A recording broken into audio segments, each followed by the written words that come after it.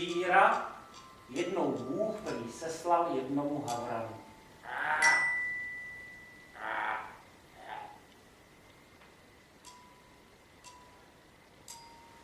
Ten v lese nejvyšší strom vyhledal a stěžka na něj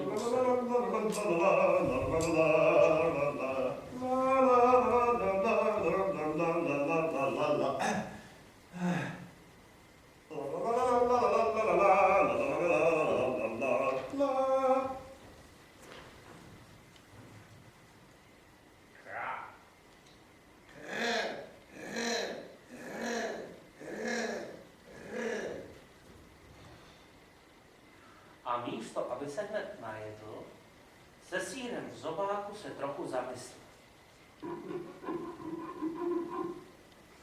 Šla kolem liška a tím ta smůla byla celá.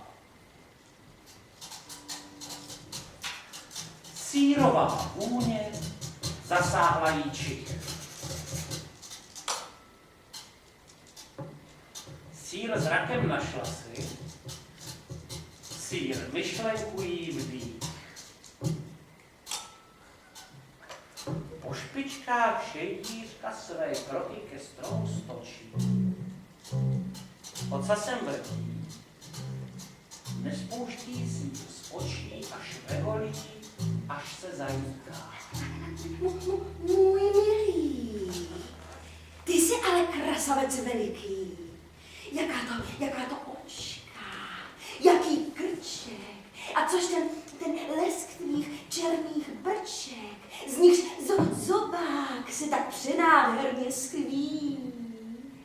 A k tomu určitě i hlas máš, havrane andělský.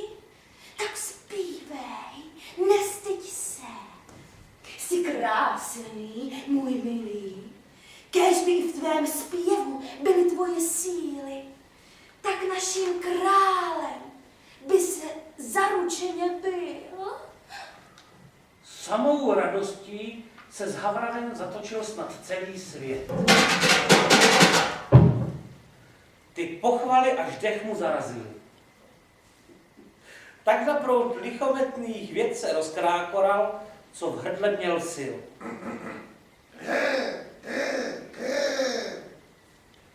Když však zobák otevřel, sýr k zemi mu ihned pad. Liška je chytla a stočila se v prach.